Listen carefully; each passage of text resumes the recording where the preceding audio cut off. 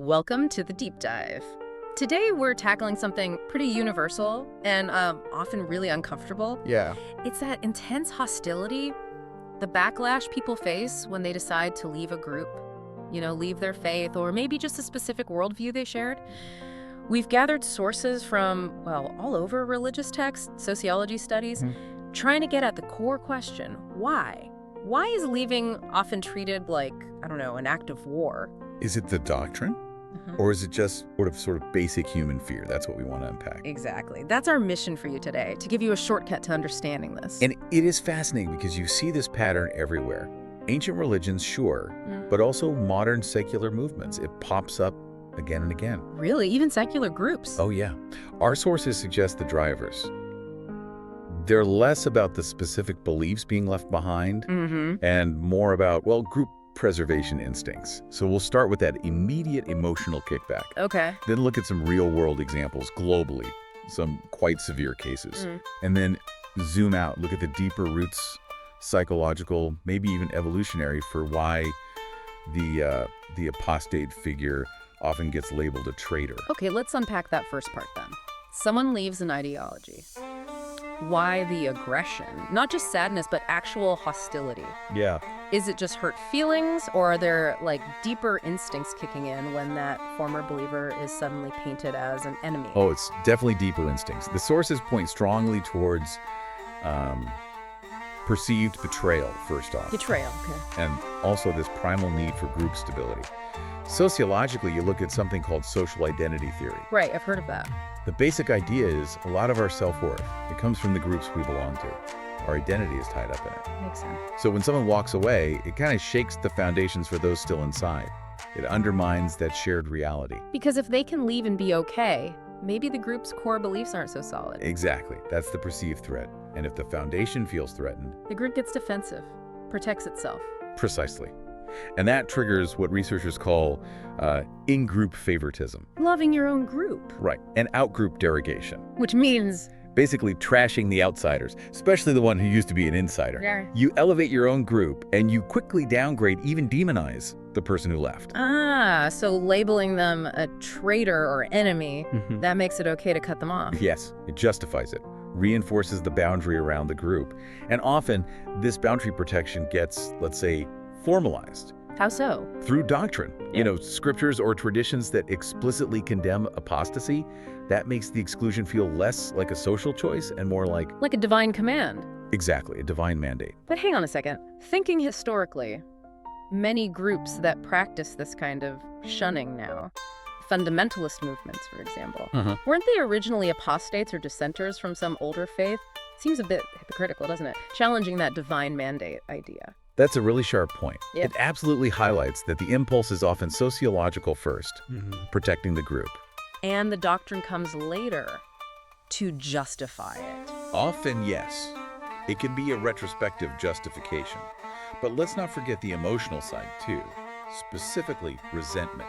Resentment towards the person who left. Yeah, and that resentment often tells you more about the insecurities of those staying in the group. How so? Well, sometimes it's straightforward envy. Envy of the apostate's perceived freedom, maybe. Freedom from rigid rules or expectations. Okay. And you mentioned projection earlier. Projecting internal doubts. That sounds like a powerful anger driver. Oh, it is. Hugely powerful. Imagine you're a believer, right? And deep down, maybe you have some nagging doubts you've pushed away. Okay. Then someone you know leaves. Suddenly they're talking proof that those doubts might actually be valid. The challenge your need for certainty. So the anger you feel towards them is often really a defense mechanism. You're trying to silence the uncomfortable questions they've stirred up inside you. Wow. Okay, that leads us to the crucial element here. Fear. We know group preservation is key, but what specific fears fuel this hostility? Beyond just, the fear of being wrong. Fear is absolutely the engine driving a lot of this. The sources point to several layers. There's a kind of transactional fear. Meaning? Fear of divine punishment just for associating with the defector. Like their sin might rub off on you. Okay. What else? Then there's a more structural fear, that the departure signals the faith itself is weak. Or even it could lead to, societal collapse if enough people leave. But in really tight-knit, rigid communities, probably the most potent fear, it's the fear that doubt, personal doubt is contagious. Like a disease, you have to quarantine the person who left to stop it spreading. Exactly. Treat them like a threat to ideological purity, which inevitably connects to certain psychological profiles. Oh, okay. How so? Well, this intense desire for conformity, this hostility towards anyone who deviates, it links pretty strongly to what researchers call authoritarian aggression. Authoritarian aggression. Yeah. When you have a really rigid ideology, could be religious, could be political, could be anything, the strict adherence to norms often breeds aggression towards anyone seen as challenging the hierarchy or the rules. So ostracizing someone isn't just punishment. It's also preemptive. It's like building a psychological firewall, trying to keep the group safe from ideological contamination, maintain order. So that need for certainty, for keeping things contained, it really drives the reaction. It does. And if we connect that to the global picture, we see this pattern playing out everywhere. Now, the intensity varies, of course. Depends on the culture, the specific group, how fundamentalist they are. Right. But the hostility itself toward apostates, it seems to be a near universal human response. Let's get into those global examples then. Where are the reactions most institutionalized, most severe, based on the sources? Well, we probably have to start with Islam. In many places, the concept of apostasy is deeply embedded in the legal framework. Apostasy, it's called ridda, is often seen not just as leaving a religion, but as treason. Treason against the entire global Muslim community, the Ummah. Treason. That's strong. It is. And in countries like, say, Saudi Arabia, Iran, Afghanistan, depending on the interpretation of Sharia law being used, apostasy could actually be punishable by death. Wow. That level of state-enforced consequence is stark. It really is. And our sources document more than just legal danger. There's intense family hostility, social isolation, tragically, even instances of so-called honor killings targeting ex-Muslims. That's awful. And just for context, research confirms that blasphemy or apostasy laws, they exist in about 40% of the world's countries. Mostly, though not exclusively, in Muslim-majority nations. Okay. Now, shifting to Christianity, obviously the state rarely enforces such laws in most Christian-majority countries today. So how does the hostility show up, particularly in, say, highly fundamentalist groups? Right. In fundamentalist Christian circles, the reaction shifts away from state violence and more towards intense social and emotional warfare. Okay, like what? Think about groups like some U.S. evangelical communities or denominations like the Jehovah's Witnesses. When someone leaves, they often face what's called disfellowshipping. Disfellowshipping. For listeners who might not know that term, what does it actually mean? What does it look like? It means total, immediate social cutoff. It's a deliberate mechanism where every single member of the community, including your own family, your parents, siblings, even your children, is expected to completely stop speaking to you. Wow. Complete silence. Complete silence. It essentially eliminates your entire social world, your support network overnight. The psychological trauma from that mandated, often permanent silence. It's immense. You see a similar intensity, socially at least, in some parts of Judaism, right? Tell us about the Haredi communities. Yes, absolutely. Within the ultra-Orthodox or Haredi Jewish communities, the key mechanism is often shunning. Shunning. Now, it might be less overtly violent than state-sanctioned punishments, but the psychological and practical impact is still extreme. These communities can be very self-contained. Right. So leaving doesn't just mean losing your spiritual identity. It often means losing your housing, your job, the only social circle you've ever known. Everything. That sounds incredibly isolating. It is. There are actually organizations like Footsteps that specifically exist to help people navigate that kind of complete severance, that deep rejection. Okay. And finally, let's touch on Hinduism. One of the sources specifically asked about this. Leaving is sometimes framed differently there, isn't it? More about cultural identity. That's a really important distinction, yes. In more conservative parts of India, for example, leaving Hinduism isn't just seen as abandoning a faith. It's often viewed as betraying Dharma, which is tied up with culture, family, even national identity. So the reaction is more social ostracism, resentment from the community. Often, yes. Social ostracism, community resentment. And it's important to report neutrally here.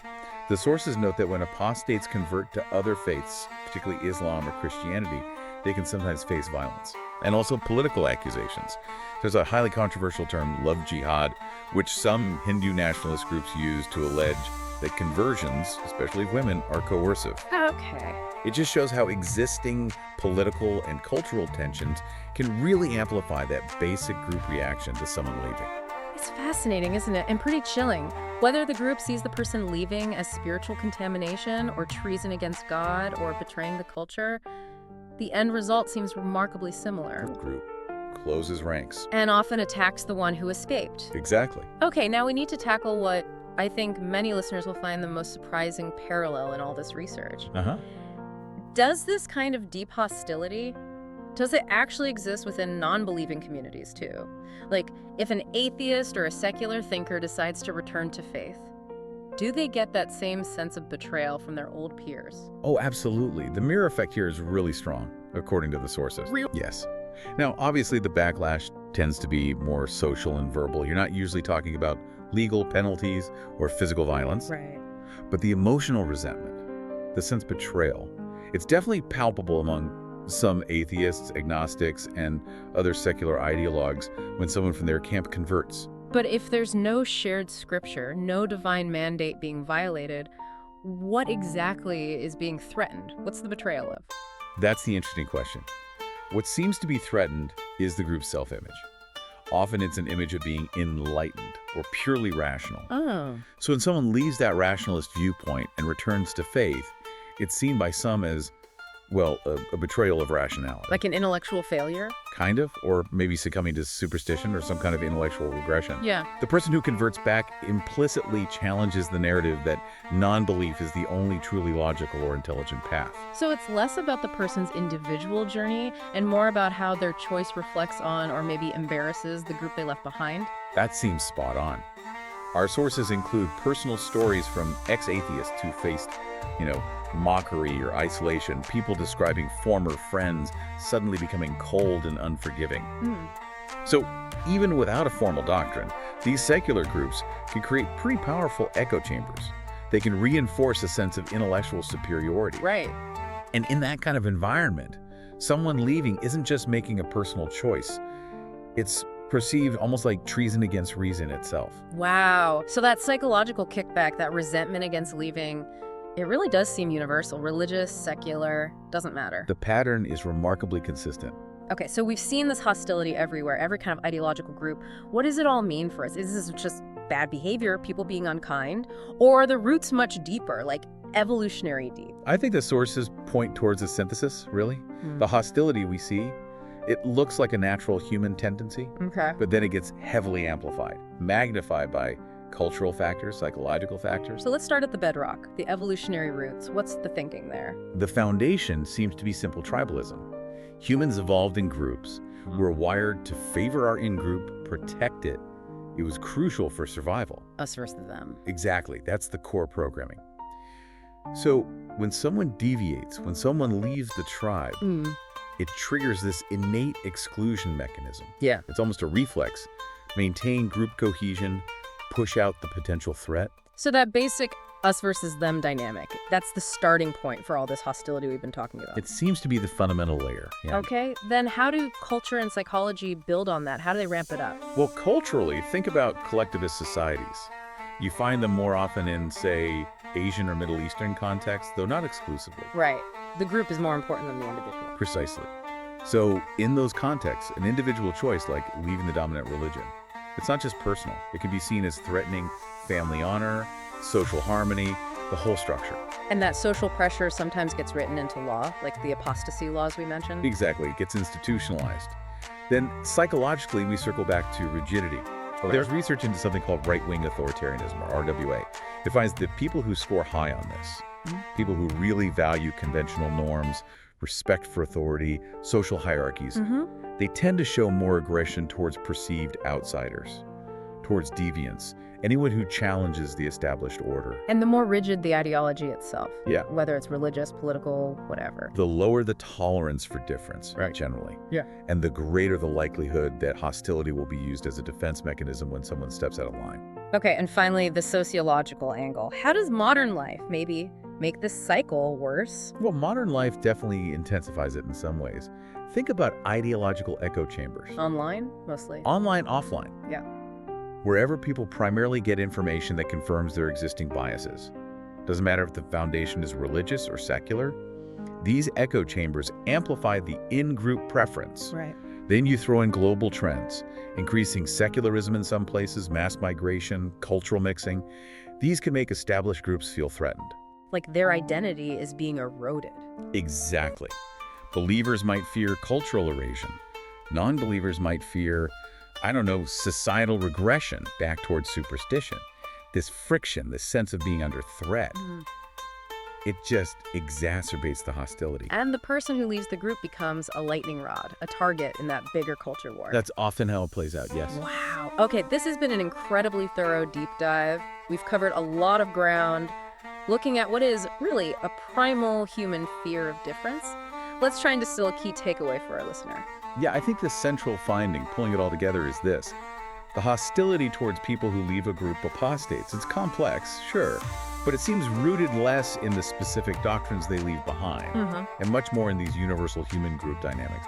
It's fundamentally about protecting the in-group, protecting its stability, its sense of certainty, its identity. So that tribal impulse is universal. It seems to be, but its intensity, how strongly it manifests, that's always amplified by the surrounding culture, and especially by how rigid the group's ideology is. And we really need to emphasize, right, while this tribal behavior might be natural in an evolutionary sense, it's not inevitable. It's not something we have to do. Absolutely not. It can be mitigated. Yeah.